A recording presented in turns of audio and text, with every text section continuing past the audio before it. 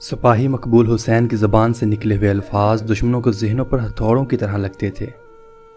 آخر انہوں نے اس زبان سے بدلہ لینے کا فیصلہ کر لیا۔ انہوں نے سپاہی مقبول حسین کی زبان کاٹ دی اور اسے پھر 4x4 کی اندھیری کوٹری میں ڈال کر مقفل کر دیا۔ سپاہی مقبول حسین نے 1965 سے لے کر 2005 تک اپنی زندگی کے بہترین 40 سال اس کوٹری میں گزار دیے۔ ستمبر 2005 کو واگا بارڈر کے راستے بھارتی حکام نے قیدیوں کا ایک گروپ پاکستانی حکام کے حوالے کیا۔ اس گروپ میں مختلف نوعیت کے قیدی تھے۔ ان کے ہاتھوں میں گٹریوں کی شکل میں کچھ سامان تھا جو شاید ان کے کپڑے وغیرہ تھے، لیکن اس گروپ میں 65 سالہ ایک ایسا پاکستانی بھی شامل تھا جس کے ہاتھوں میں کوئی گٹھڑی نہ تھی۔ جسم پر ہڈیوں اور ان ہڈیوں کے ساتھ چمٹی ہوئی اس کی کھال کے علاوہ گوشت کا کوئی نام نہیں تھا، اور جسم اس طرح مڑا ہوا تھا جیسے پتنگ کی اوپر والی کان مڑی ہوتی ہے۔ خوددار جھاڑیوں کی طرح سر کے بے ترتیب بال، جنہیں دیکھ کر محسوس ہوتا تھا کہ طویل عرصے تک ان بالوں نے تیل یا کنگھی کی شکل تک نہیں دیکھی ہوگی۔ اور دکھ کی بات کہ پاکستان داخل ہونے کے والے اس قیدی کی زبان بھی کٹی ہوئی تھی، لیکن ان سارے مصائب کے باوجود اس قیدی میں ایک چیز بڑی مختلف تھی، اور وہ تھیں اس کی آنکھیں، جن میں ایک عجیب سی چمک تھی۔ پاکستانی حکام کی طرف سے ابتدائی کارروائی کے بعد ان سارے قیدیوں کو فارغ کر دیا گیا۔ سارے قیدی اپنے اپنے گھر کو روانہ ہوئے، لیکن یہ بوڑھا قیدی اپنے گھر جانے کی بجائے ایک عجب منزل کی طرف نکل پڑا۔ کامتے اور ناتواں ہاتھوں سے وہ ٹوٹے ہوئے الفاظ لکھ لکھ کر اپنی منزل کا پتہ پوچھتا رہا۔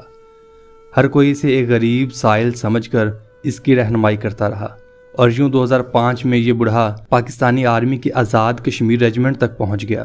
وہاں پہنچ کر اس نے ایک عجیب دعویٰ کر دیا۔ اس دعوے کے پیش نظر اس شخص کو ریجمنٹ کمانڈر کے سامنے پیش کر دیا گیا۔ کمانڈر کے سامنے پیش ہوتے ہی نہ جانے اس بوڑھے ناتواں شخص میں کہاں سے اتنی طاقت آ گئی کہ اس نے ایک نوجوان فوجی کی طرح کمانڈر کو سلوٹ کیا اور ایک کاغذ پر ٹوٹے ہوئے الفاظ میں لکھا: سپاہی مقبول حسین نمبر 355139 ڈیوٹی پر آ گیا ہے اور اپنے کمانڈر کے حکام کا منتظر ہے۔ کمانڈر کو کٹی ہوئی زبان کے اس لاغر، ناتواں اور بدحواس شخص کے اس دعوے نے چکرا کر رکھ دیا۔ کمانڈر کبھی اس تحریر کو دیکھتا اور کبھی اس بوڑھے شخص کو، جس نے ابھی کچھ دیر پہلے ایک نوجوان فوجی کی طرح بھرپور سلوٹ کیا تھا۔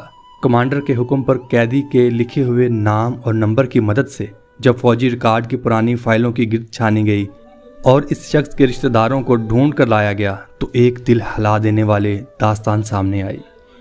یہ داستان جاننے کے بعد اب پھولوں، فیتوں اور سٹارز والے اس لاغر شخص کو سلوٹ مار رہے تھے۔ اس شخص کا نام سپاہی مقبول حسین تھا۔ 65 کی جنگ میں سپاہی مقبول حسین کیپٹن شیر کی قیادت میں دشمن کے علاقے میں اسلحہ کے ایک ڈپو کو تباہ کر کے واپس آ رہا تھا کہ دشمن سے جھڑپ ہو گئی۔ سپاہی مقبول حسین، جو اپنی پشت پر وائرلیس سیٹ اٹھائے اپنے افسران کے لیے پیغام رسانی کے فرائض کے ساتھ ساتھ ہاتھ میں اٹھائی گن سے دشمن کا مقابلہ بھی کر رہا تھا، مقابلے میں زخمی ہو گیا۔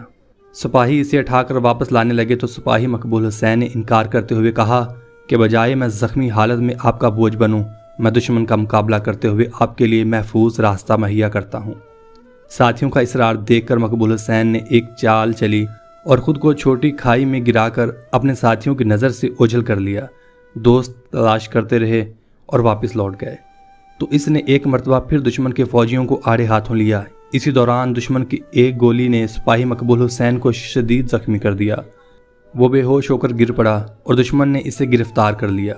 جنگ کے بادل چھٹے تو دونوں ملکوں کے درمیان قیدیوں کی فہرست کا تبادلہ ہوا، تو بھارت نے کہیں بھی سپاہی مقبول حسین کا ذکر نہ کیا، اس لیے ہماری فوج نے بھی سپاہی مقبول حسین کو شہید تصور کر لیا۔